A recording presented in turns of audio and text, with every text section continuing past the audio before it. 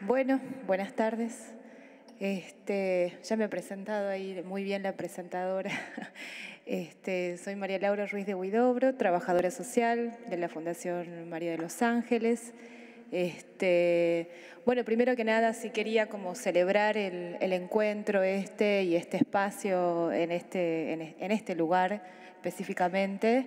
Me parece que es algo bastante interesante el tema de migración con trata, porque bueno, es verdad que es algo que parece que fueran dos aspectos o problemáticas totalmente aisladas, así como se considera que la trata parece que pasa en otros lugares o en otros países y parece que estuviera lejos de todos nosotros. Entonces, bueno, me parece que empezar a sensibilizar a través de los espacios de poder, de espacios donde se convocan, espacios donde están funcionarios representantes de la nación, bueno, me parece que es como por ahí el camino por el que hay que comenzar para empezar a poder, por lo menos, empezar a hablar de esto, de qué se trata la trata de personas con fines de explotación laboral, sexual o de órganos, ¿no?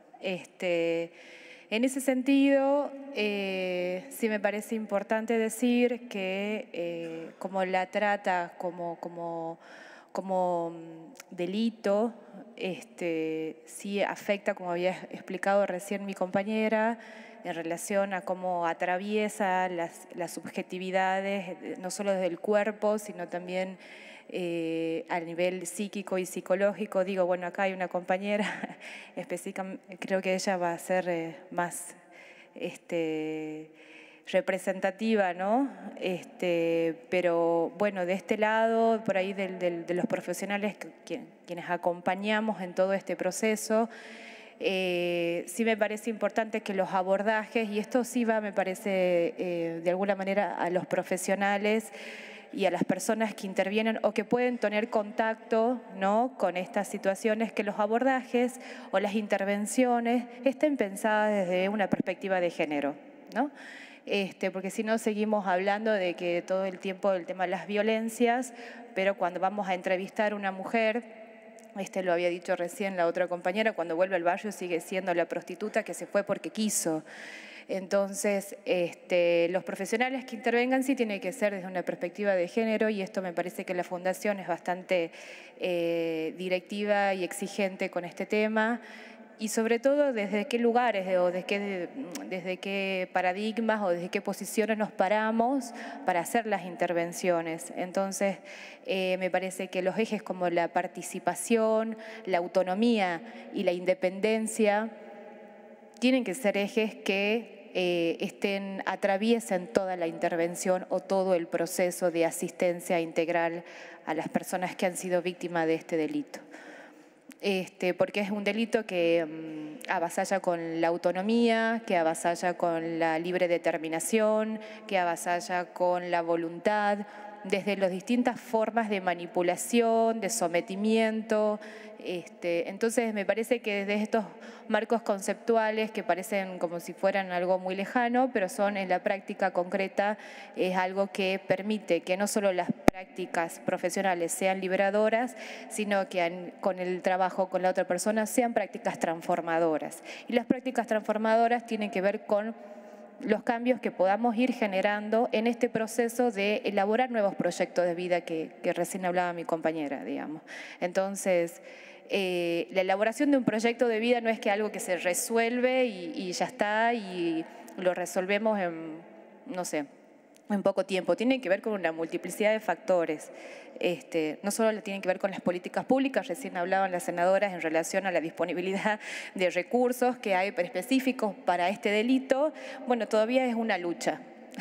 Hasta ahora no es algo de prioridad de las políticas públicas, entonces siempre que se necesitan recursos, porque no solamente tiene que ver con el rescate, o sea, no solamente tiene que ver a la hora de ir a un determinado allanamiento, sino que después viene el después. y el después es largo, y el después puede ser toda la vida, digamos. Entonces, el toda la vida es decir, no, la reinserción social no tiene que ver con, bueno, ahora ya tiene un trabajo. Bueno, ¿cómo se hace para conseguir un trabajo? ¿Sobre qué trabajamos? Se habla mucho del tema de la autonomía y de los proyectos de microemprendimientos. Bueno, ¿cómo se sostiene un emprendimiento desde la economía social, desde la economía popular, desde la economía familiar, en un sistema donde, ¿cómo se sostiene en el mercado una emprendedora? ¿No? Digo, o sea, hay que generar todas las condiciones, no solo de recursos, sino también institucionales y de articulación. Y ahí es cuando el trabajo de articulación no solo tiene que ver con la integralidad de la interdisciplina, sino tiene que ver con la intersectorialidad. Y entonces ahí tiene que ver con lo público y con lo privado, con los espacios populares como también en los espacios públicos. Y entonces, ¿cómo nos vamos apropiando de esos espacios para generar las condiciones donde las personas realmente puedan efectivizar y puedan restablecer o restituir todos los derechos que han sido vulnerados? Entonces, durante todo ese proceso, bueno, no solamente, por eso siempre digo que las intervenciones son espacios de lucha. Susana es una luchadora desde hace años, su práctica es una lucha y es una militancia. Creo que, bueno, si hoy están acá presentes, más allá de los compromisos, me parece que está bueno poder empezar a replicar las prácticas de encuentro con esas otras mujeres y que no las dejemos pasar como bueno, está ahí porque quiere, porque esto se reproduce mucho. Si bien la prostitución no es un delito, para aquellas personas que no lo saben, la prostitución no está tipificada como delito, pero sí el proxenetismo. Y hay una delgada línea finita entre lo que es la prostitución autónoma y aquellos que pueden coordinar toda esa actividad. Entonces, hay algunos aspectos que sí me parecía importante decir, por lo menos desde esta área, desde el trabajo social, que es por ahí el aporte que puede hacer, que tiene que ver con el acompañamiento, no solamente en dos instancias, como recién recalcaba mi compañera, que es una primera instancia que capaz que tiene que ver con el allanamiento, que es el momento del encuentro con la persona, ya sean mujeres o adolescentes o niñas.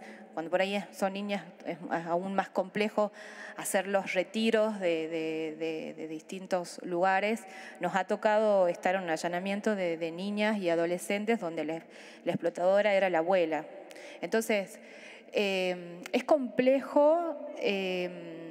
Digo, no es que las víctimas después pueden decir, no, sí, yo fui víctima y el otro o la otra persona me explotaba. No es tan consciente.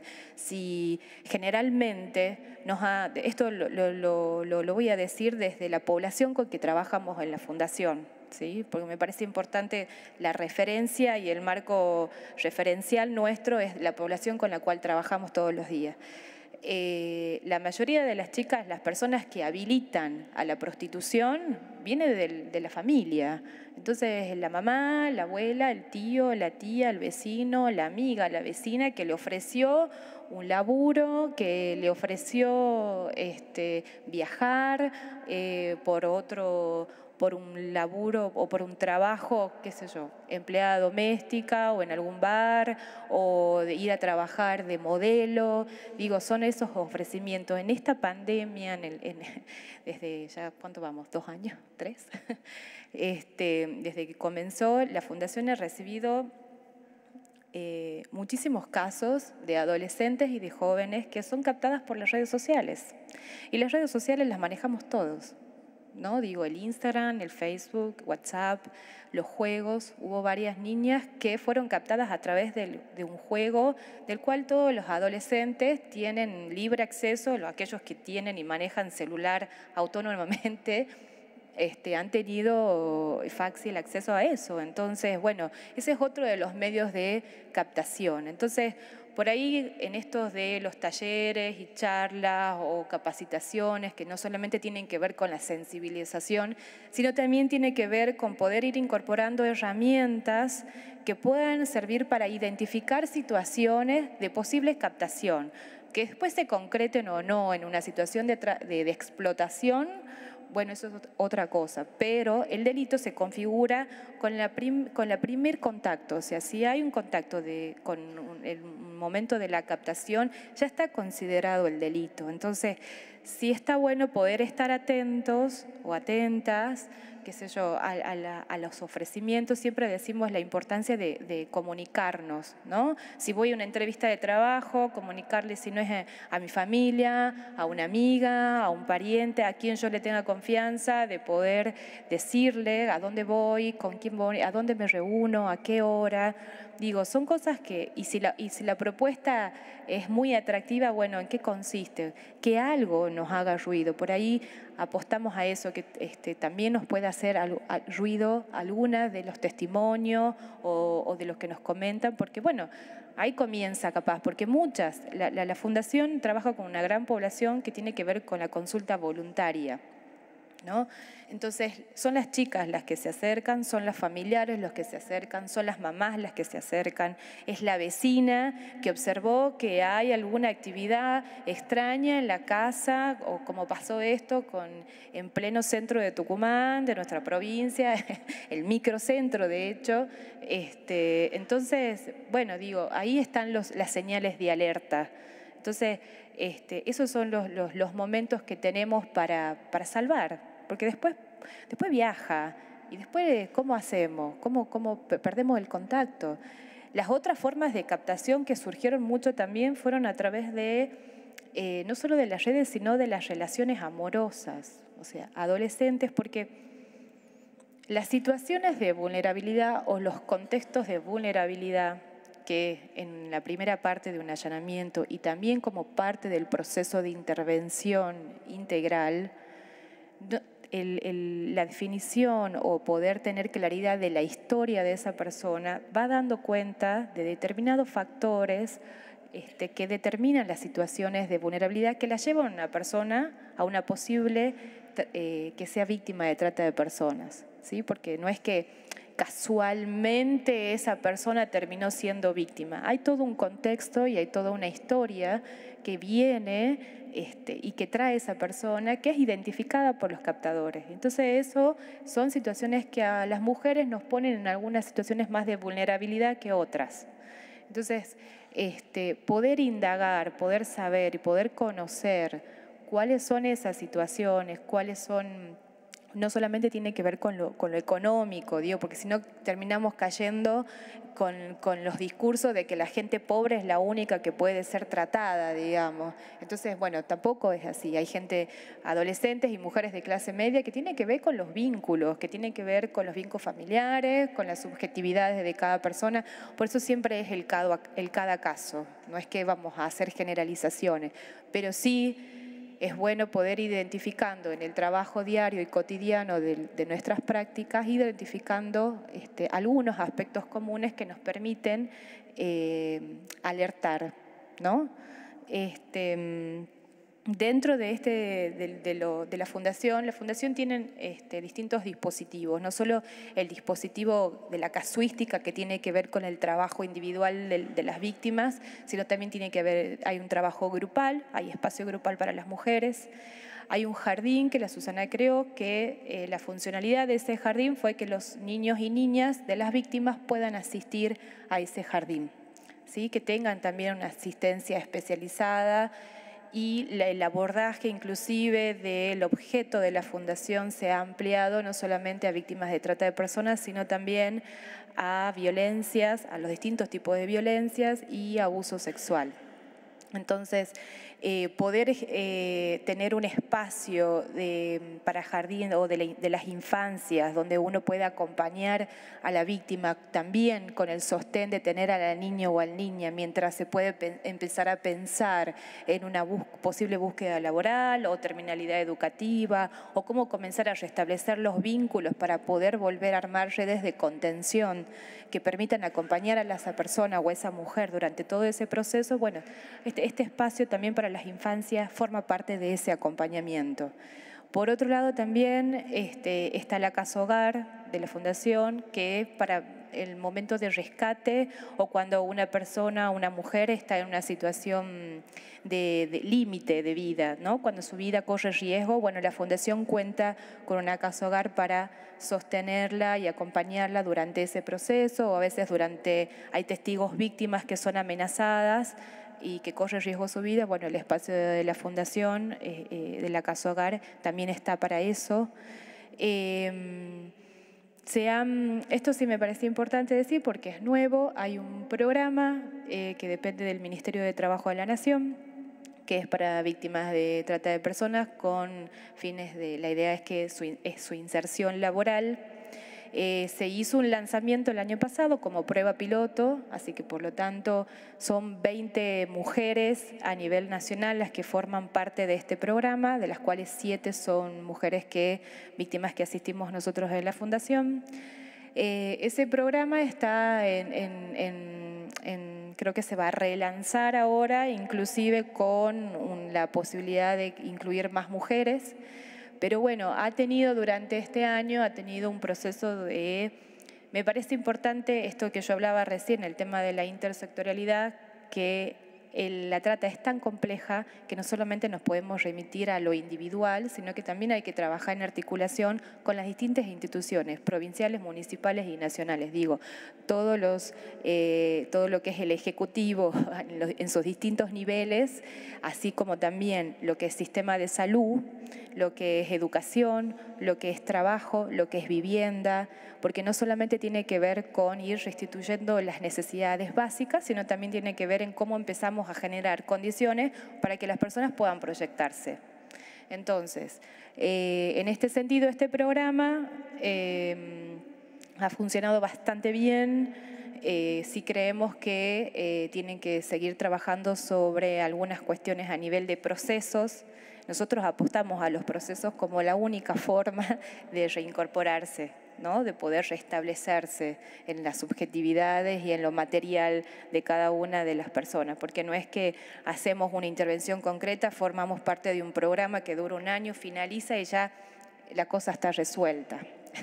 Bueno, no funciona tan así. Entonces, sí nos parece que está bueno poder seguir trabajando con este programa, donde se les da la posibilidad a las chicas de capacitaciones en un primer momento y en un segundo momento la idea es que se puedan hacer las articulaciones, obviamente no solamente con los gobiernos locales, porque digo, cada provincia tiene su realidad y su contexto, por lo tanto, no es que la inserción laboral es para todas las provincias igual. Entonces, me parece que ahí la articulación con las empresas, con el sector privado, con gente que pueda ver la posibilidad de emplear, ¿no?, a las mujeres que han comenzado este proceso, es un largo camino pero que bueno, por lo menos ha iniciado con un programa que no había nada, ¿no? Porque no hay una política pública específica para víctimas de trata de personas. Están las leyes, que están muy bien, pero bueno, como sabemos, las leyes se efectivizan en la realidad social y si no, quedamos en algo que está enunciado y se efectivizan con políticas públicas y las políticas públicas van de la mano con recursos. Entonces, me parece importante como, bueno, empezar ahí a seguir empujando sobre este programa que es una buena iniciativa y que se pueda seguir replicando y que muchas mujeres puedan formar parte. Y por último, la Fundación también trabaja con toda la parte de sensibilización y promoción a través de los talleres de capacitación, no solamente a las instituciones a los profesionales de instituciones, sino también en las zonas barriales. Digo, la Fundación asiste con mercadería a muchos merenderos, porque la Fundación tiene un recurso de no solamente de asistencia integral a las víctimas, sino también una asistencia en mercadería a las víctimas, a sus familias, y también a algunos merenderos que se acercan. Y los merenderos, como los comedores, que están en zonas barriales, son lugares donde, o dispositivos o espacios concretos donde se manifiestan situaciones de violencias. Entonces son estos mismos referentes que después se acercan a la Fundación a hacer consultas o inclusive a llevar víctimas para que puedan ser acompañadas por un equipo. Entonces me parece que también esos son los espacios importantes en que por ahí las instituciones hay dificultades para llegar, y los espacios territoriales y locales son también estos espacios de comedores y merenderos, son lugares donde pueden identificar este tipo de violencias. Así que bueno, muy agradecida por la escucha y por la invitación y por este espacio.